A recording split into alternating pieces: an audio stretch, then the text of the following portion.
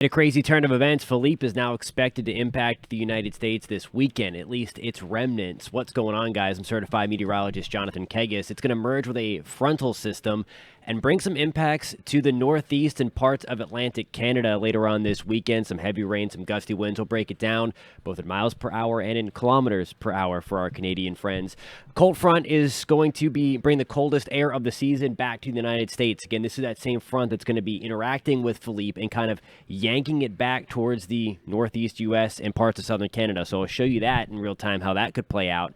And then as we move on, we'll take a full tropical update at the end of this video. A new wave has emerged off of Africa. We'll take a look at see if that one is going to cause any issues. Tropical Storm Philippe, there is the latest of it. It's still looking battered. It's still very unorganized. You see the flare-up of thunderstorms trying to get going right around the center. I mean, the center's out here. We have all this convection, all the thunderstorm activity blown off to the east. So this is still widely unorganized, and it is expected to stay that way because pretty soon it's going to start to interact with that front and then kind of get pulled back towards the United States. Also, Bermuda, heads up, we're likely going to see tropical storm conditions for us, especially on the west side, as we move over the next couple of days. So there's the official forecast from the Hurricane Center, keeping it a tropical storm all the way up past Bermuda, and then eventually you see where that L is. So that is when we start to have that kind of merger between that non-tropical low, that cold front that's working off the eastern seaboard, kind of picking it up, and it changes its tropical characteristics where it's gaining its strength from the warmer waters of the ocean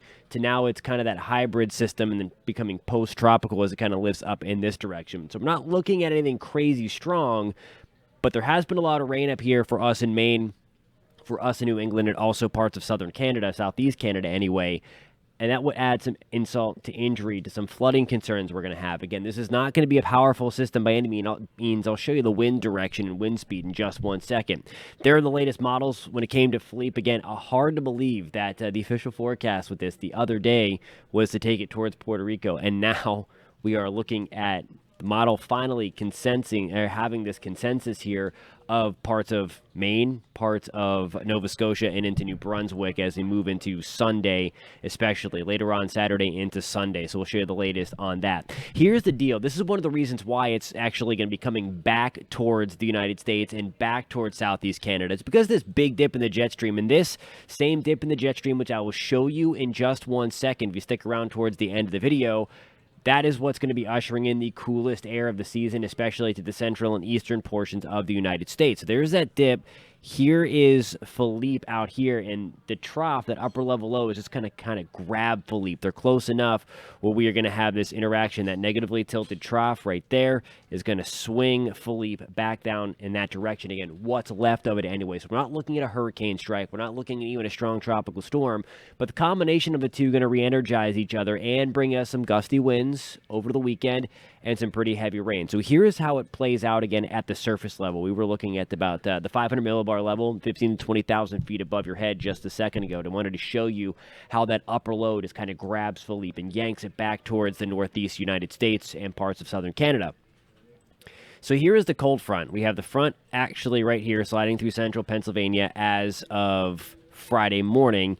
This is Philippe down here as of 9 o'clock on Friday nights. We are getting some tropical storm conditions at this time on Bermuda. Eventually, as we move into Saturday, it speeds up and then starts to head back to the north and west. So now we have the front kind of draped over the northeast U.S. And then, again, as I showed you before, that upper low just kind of yanks it back in a little bit. So you see the darker yellows and oranges indicating where we're likely going to have some heavier rainfall. And it kind of takes center stage here towards coastal Maine and then pinwheels up and around and then head towards Quebec and eastern Canada. So again, just keep that in mind that we are going to be expecting some heavy rain. In terms of the rain, there's a nice stripe here that kind of flares up, and there's two different flare-ups, if you will, two different areas that we're going to be watching way out here inland towards Vermont, towards eastern New York, even into New York City. That 2 to 4 inches of rain, that is coming in from the cold front itself, that upper low that's kind of pushing that front over towards the eastern seaboard. But you see this other little bit. This is the direct result of what's left of Philippe kind of going through, and then same deal for us, all of this rain in New Brunswick and then southern Nova Scotia, as well as Philippe gets kind of pulled up and then shoved in over the northeast corner of the United States. In terms of the wind, again, it's nothing crazy. You'll notice it's there first in miles per hour, then I'll show you in kilometers per hour, but nonetheless, you see it right there, 40-mile-per-hour gust through St. John and into New Brunswick, 30 to 40-mile-per-hour gust towards Bangor. We might be able to get wind gusts north of 50 miles an hour at times. I would not be surprised, but again, that's really what we're looking at here. That's the kind of the extreme end of this. Would not be surprised, though, if trees do come down. Again, the ground is very saturated. It does not take much when you're dealing with heavy rain on saturated ground, A, to get flooding, and then B, to have some of those trees fall because the soil is much more loose. So, again, just keep that in mind. There's Sunday. You get the secondary pinwheel, if you will, of that upper-level system that's, again, responsible for bringing Philippe northward and eventually northwestward, and we're going to keep things gusty on Sunday. Now, in terms of the kilometers per hour, again, we're kind of more focused, of course, on New Brunswick, Nova Scotia, and Newfoundland right through here. We start to see the gusts really start to crank up later in the day. Sunday, there's a Saturday, I should say. There's Sunday morning at 6 o'clock. We have a 70-kilometer-per-hour gust towards Stratford. Again, into New Brunswick, looking at that 60 to 80 kilometer per mile per hour wind gust. Halifax, Nova Scotia, you see it there pushing 90 kilometers per hour right along the coast. And then the stronger wind gusts then move into Newfoundland. You see it there right on the tip, the southwest tip, anywhere from 70 to 90 kilometer per hour gusts as we move to the afternoon on Sunday. This is at 8 o'clock on Sunday, and we're still dealing with some pretty gusty conditions here. Right in through the southwest corner of Newfoundland, 70 to 80 kilometer per hour gusts. So you're going to notice it's there. It's going to be raining, and sometimes raining sideways, but nonetheless, this is not going to be a huge behemoth storm, so I want you to know that. But again, you will be impacted by Philippe transitioning into a non-tropical entity as it kind of merges with that upper low, that non-tropical feature that I showed you earlier in the video. In terms of the cold, you saw that upper low. It's going to be parked just south of the Hudson Bay, closer to the Great Lakes. And what that means for the central and eastern corner of the U.S. is it's going to pull in a ton of cool air. The coolest of the season, no doubt. We have frost advisories, or freeze watches, I should say, for parts of the northern plains because it's going to get pretty chilly as we move into Sunday and into Monday. So there's Sunday, 9 o'clock, 40s in the Twin Cities, 49 as far south as Atlanta.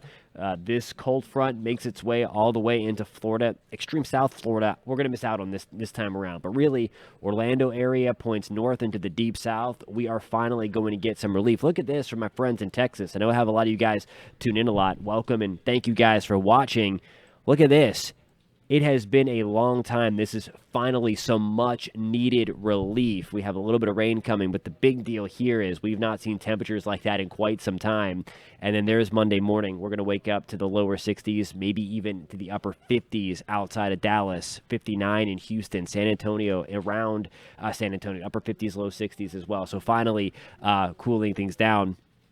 And then here you go. This is where we could have getting close, getting into the 30s, where you see the darker blue north of the Twin Cities towards the Arrowhead in Minnesota, and then towards the northern plains into North and South Dakota, certainly closer to the mountains. A lot of cold coming in. Again, it's no doubt the coolest air of the season to date. All right, on to the tropics, and other than Philippe, thankfully, there's not much going on. We're going to do a little bit of moving this map, so to speak, but here is Philippe, again, completely unorganized. This yellow blob is to account for a system that is yet to work its way off of Africa. There it is. And over the next few days, it will have the opportunity to develop. Early indications are, though, that this one is going to be able to go up and out like this and not be a player, but we're going to watch it closely because we saw what happened with Philippe and just how crazy a non-well-defined steering flow manages things. Reno also played a role into the extreme uncertainty of Philippe because the two interacted with each other.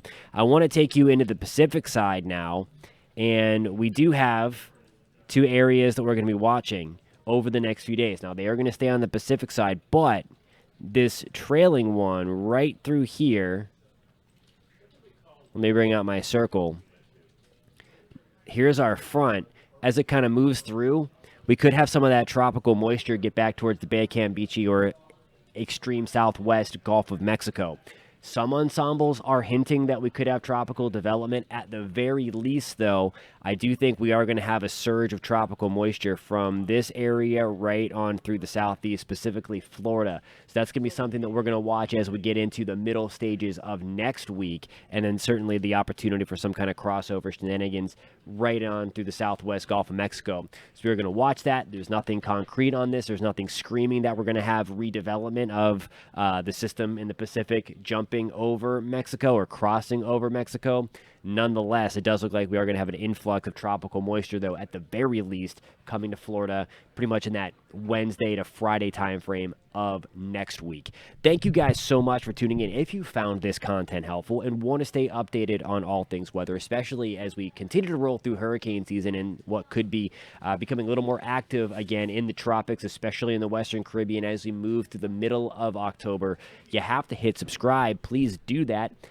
Again, if you found this content helpful, please give it a thumbs up. It really does help us out a lot. Thank you guys so much for tuning in. We'll catch you next time.